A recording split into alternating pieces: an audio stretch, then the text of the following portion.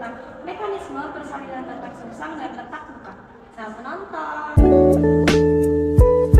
Bokong masuk ke pintu atas panggul dengan garis pangkal paha melintang atau miring.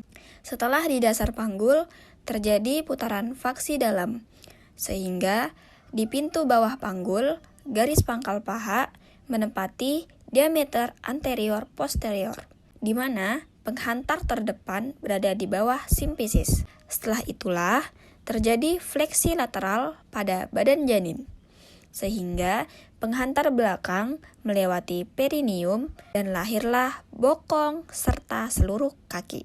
Terjadi putaran paksi luar dengan perut janin mengarah ke posterior, sehingga bahu melewati pintu atas panggul dengan garis bahu melintang atau miring. Terjadi putaran faksi dalam pada bahu, sehingga bahu berada di bawah simfisis. Bahu belakang melewati perineum. Kepala janin memasuki pintu atas panggul dengan sutura sagittalis melintang atau miring, sehingga muka memutar ke arah posterior. Suboksiput berada di bawah simfisis. Dengan ini, maka suboksiput menjadi pusat pemutaran atau hipomoklion untuk lahirnya dagu, mulut, hidung, dan seluruh bagian kepala. Secara berurutan akan terjadi proses kepala mengalami penurunan. Ketika terjadi penurunan, kepala tahanan dari panggul akan menyebabkan kepala lebih ekstensi, sehingga terjadi perubahan menjadi presentasi muka. Ketika masuk pintu atas panggul, dagu dalam posisi transversal atau obliks.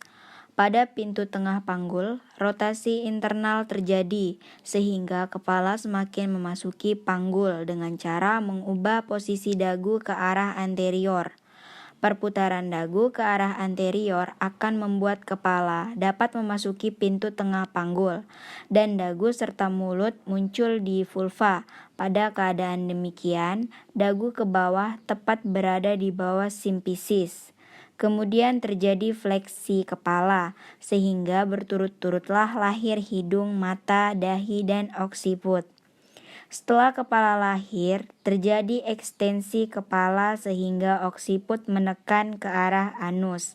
Kemudian terjadi putaran faksi luar sehingga kepala menyesuaikan kembali dengan arah punggung janin. Apabila setelah pembukaan lengkap dagu berada di anterior, maka persalinan pervaginam dapat dilanjutkan. Namun apabila setelah pembukaan lengkap posisi dagu masih posterior, maka perlu dilakukan persalinan sesar. Sekian pemaparan video materi dari kami, dan lebihnya mohon dimaafkan. Wassalamualaikum warahmatullahi wabarakatuh.